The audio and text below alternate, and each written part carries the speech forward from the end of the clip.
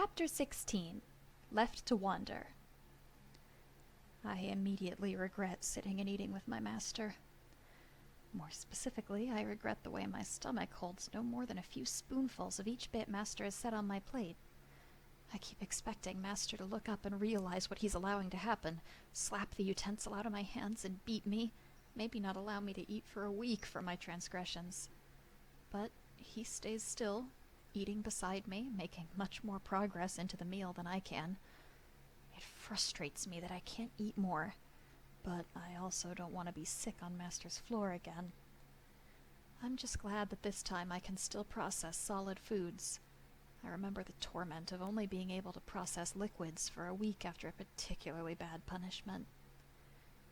Master seems distracted as he fiddles with a crystal on the table and sets it down. I wonder what's on his mind. I wonder if there's anything that I can help with. I want to be useful, but he doesn't want to seem to use me. The crystal glows again, this time without Master touching it, and a quirky smile falls into place. I like the way it fits him. I've got to go, Blue. I'm going to pick up some things from Shauna, and then I'll be back. Okay?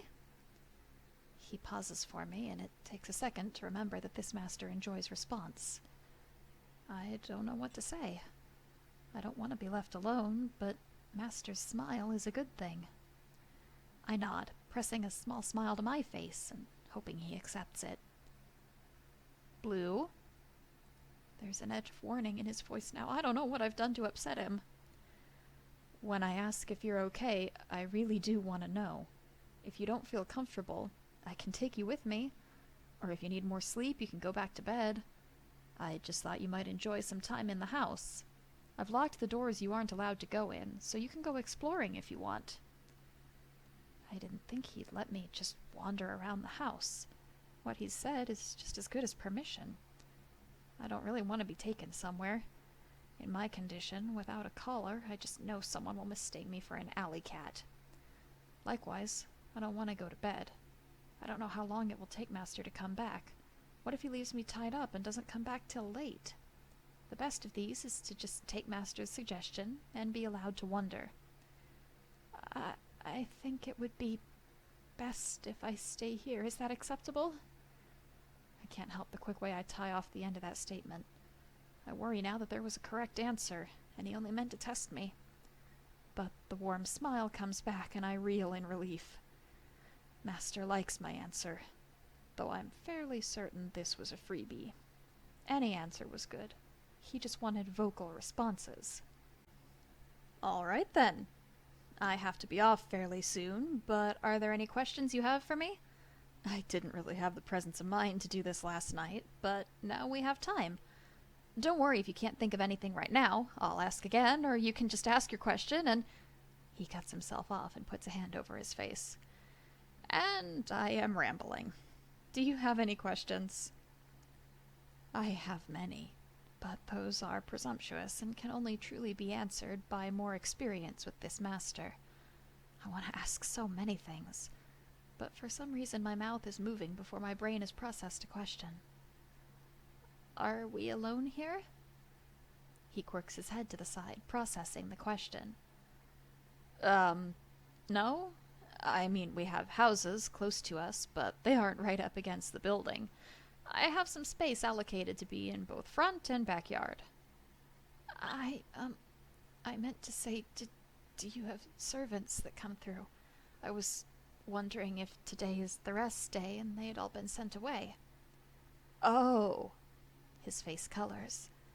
No, I don't have any servants. Nobody really comes in here except for me, and now I guess you. It is odd that a student in the practice of magic would not have servants.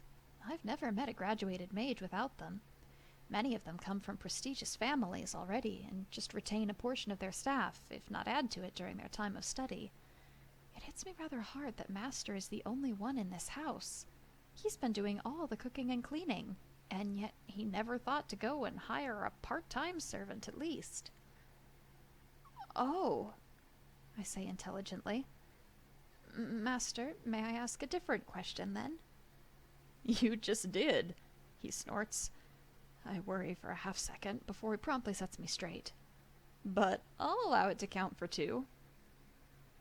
I want to ask why he's bought me. It seems very strange that this man would just buy a pet on a whim. So why did he do it? He must truly value his solitude if he's made a conscious effort to not retain a basic staff all these years. I don't want to be told that he got tasked with bringing the entertainment to a party. I want to be more than a one-time use. But I think it might be nice to know, especially when Master is in such a good mood. Why did you take a familiar? I hope it's only me who can hear the wavering in my voice. It's not quite the question I want to ask. I want to ask why he'd chosen me. I want to know why he picked the most wrecked pet out of the lowest section of the cages. The conditions were all bad, but there were certainly better choices than me. Oh, I guess I should have told you about that one. I'm a mage, as I'm sure you've been able to guess by now. I'm starting school in about 4 or 5 days now, and I need a familiar. He's bought me out of necessity. A class requires a familiar, and he's never had one before, so he got sent to the place where all the new mages go. It doesn't explain why he's chosen me, the weakest of the familiars he could have chosen in that place, but I've bothered him enough with my impertinence. At least, knowing I'm a requirement sets some amount of value on my head. I can breathe easy, knowing that I have a little bit of starting value. I just have to be able to improve upon it. Master takes up a small bag, unlike the one he wore yesterday, and shoves a few things inside. I stay focused on my plate, picking and moving food around, giving the illusion of eating more than I have. That is, until I see my file go into Master's bag. My heart stutters, and it takes a long second for me to realize that the clattering is the sound of my fork being dropped to the ceramic. I flinch down, immediately trying to take the fork again with shaking hands. Why would he need my file if he was just going out? That file has everything he needs to claim me, all my information, all my previous masters, everything he needs to sell me. I try to quell my fear. Master wouldn't sell me. He needs me for class. No one would buy me anyway. They would not take in a familiar as thoroughly damaged as I. There's nothing to worry about. He said he was going over to his friend's house.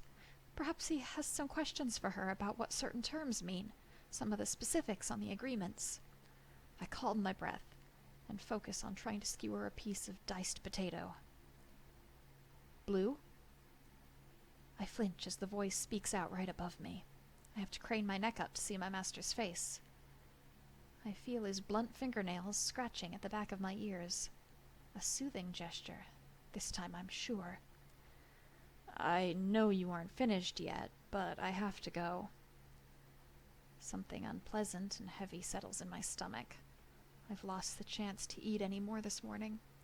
I should just tally up my winnings, one of the best meals I've ever had, served hot and on a plate. But it feels hollow.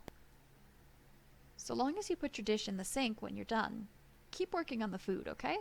You need as much as you can stand. I nod into his hand, the surreal feeling of being pet and allowed to finish this wonderful meal at my own pace overwhelming. His hand is warm, and I'm giddy with the possibilities Master has set before me. I feel lighter than I have in years. I have possibilities set out before me. I feel the rumble in my chest before I can even process it. Before I know it, I find myself purring obnoxiously loud under my master's hand. Master chuckles low in his voice, and my face flushes to a shade of very unattractive red. It's been so long since I've had reason to purr, I nearly forgot I could do it. I've had masters who find it very cute. I've had others who find it incredibly annoying, too. The chuckle suggests that this master, at least in the moment, finds it amusing, at least. So I lean further into his touch and continue, just a bit louder. I was wondering if you could do that. Master speaks, but I think it's more to himself than it is directed at me. He continues for a few more seconds and then pulls away, promising to continue later if I feel up to it. He allows me to follow him to the door, and with his instruction, lock it behind him. And just like that, I'm alone in this house.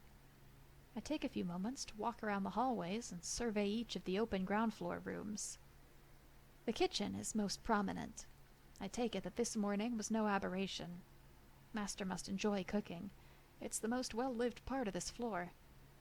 Second up is the living room that I can bet has not seen guests in several weeks at the very least. It's a simple but beautiful room. Wine-colored curtains, white carpet, cream-colored furniture. There's a beautiful gray brick fireplace, a selection of books housed in a stand of their own, a wood-dyed deep navy coffee table, and an intricate stitched rug. It's an excellent sitting room for guests, if only it saw some use. There's a smattering of dust everywhere except an armchair in the corner with Master's bag resting on it, a book out resting on the seat. That's obviously Master's chair, the one he favors. It's the only continuously used part of this room.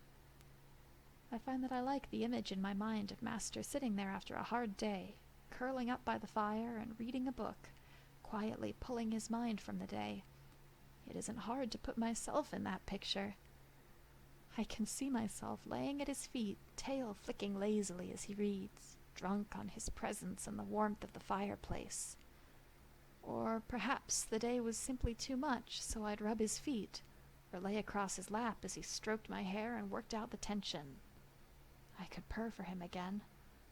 I smile at my self-indulgent fantasy, before going back to the rest of the room. He does a good job cleaning for being the only one in the house, but he missed some spaces between objects, and often under them, something that would be unacceptable for the servants to miss. The mages I knew required so many servants and familiars that I'm surprised this one has been living at all without help. I suppose it doesn't matter now. He has me. The food in the kitchen is tempting, but I'll not be able to fit any more in my stomach until after what I've already eaten settles, so I'm quite fine with a simple task to pass the time. The cleaning materials are in a cabinet in the kitchen, one of the blessedly universal things in houses, and I set to work. It's not hard, and I finish rather quickly. The dust goes away, and I return all the objects to their places. I even find a bottle of oil for the table and work it to a polished shine before I head back into the kitchen. The food has grown cold, but it's still delicious. I revel in the availability of the food more than anything. The weight of this gift presses heavily on me until I feel the weight of every forkful is more than I can handle. Master is giving me so much. And what have I done for him? Wasted his medical supplies, and done some dusting and polishing. The plate is almost 3/4 empty by the time my stomach and mind protest in unison. I can do more. I will do more. I need this master to keep me. I want to be valuable to him. I go back into the living room and breathe in the scent of the cleaner, surveying my work. My eyes fall across Master's chair and the things he's left behind. Just a small peek wouldn't hurt. I sit in front of the chair and take the book first. The cover is not ornate, and the swooping curl of the letters means nothing to me, but my stomach drops at the sight of it. The food I've gorged myself on is turning to lead in my belly as I recognize the book. I've seen it many times before. I recognize the color patterning and the image on the front. This is a training book. So, Master was reading the training book. He will probably get stricter as the days go on, as he learns what is expected. He'll become harder to please, but that is my own fault for not being pleasing. At least I will know what to expect from him. I turn the book over in my hands. It seems so terribly mundane for something that will change my master from someone who comforts his useless pet into someone who beats him for his mistakes. He must not have gotten very far if he let me sit with him for breakfast. The change will most likely be gradual, in time with the chapters he completes. My eyes fall on his bag. I know it's terribly improper, but I want to know so badly it's nearly a physical ache. I will likely never get this chance again. A chance for this level of insight into Master's character cannot be missed. I resolve to put everything back exactly as I found it. The bag has quite a few things stuffed in it. The first thing I recognize being a bag of treats. A crooked smile finds its way to my lips as I hold the bag up and sniff. They're the same kind that Master had offered me in the cages to calm me. 2 books, a quill, charcoal, a few bags of components. The whole of my being freezes up as I look at the next item in the bag. A small leather crop. Obviously new. Obviously meant for me. I pull it out so I can see it in the light of the room. It is slim and well made, the kind of whip that leaves bruises for days, but doesn't cut the skin. I almost feel glad that Master is starting small before working his way up. When inexperienced people handle the whip, it often hurts worse. They don't know where to hit, how much power, how many blows to deal. My hands are shaking, but I'm doing my damnedest not to drop the crop. I know that if I drop it, I will not be able to pick it back up. Slowly, I slide the crop back inside the bag, and slide the last few things around. It isn't until then that I hear a soft ringing, the tinkle of a bell. When I find it, I pluck up the pretty blue bell to get a better look at it. The bell comes forward attached to a soft brown strap of leather. My heat seizes as I realize the function of the buckle on the back. This is a collar. This is a collar that Master must intend for me. Reverently, I run my fingers across the soft, conditioned inside. This will not chafe like my other collars. I can see the expense etched in the careful stitching and softening effect. This is a present for an exceptionally good familiar. At once I'm struck by the polarity of the objects in Master's bag. One object for punishing, one an obvious reward for a good familiar. Even without him here, I can feel the teasing question. Which are you going to be? Which of these objects will you have me use? I want this collar. It surprises me how much I want this collar. I want to be claimed. I want to be worthy. Dear stars, I want to be worth enough to this man that he sees fit to give me this collar. I don't realize until I hear the rattling of the bell that I'm clutching the collar to my chest, shaking with how badly I want to belong. And I do want this. I want to belong to this master. I want to stay with him. I want to be deserving of such finery. I put it back in Master's bag, along with everything that I've found. I know what I want, but for now, I need to get back to work.